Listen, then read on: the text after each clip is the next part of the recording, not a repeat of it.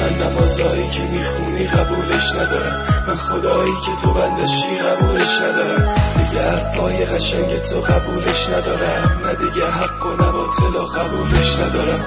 همیشه لحنه بدم نشونه جنونمه، تو که میشناسی منو عشق تو توی خونمه، تیکه های خون شده غرورم کف خونمه، تو رو جدت نکنیم بازی رو این غرورمه.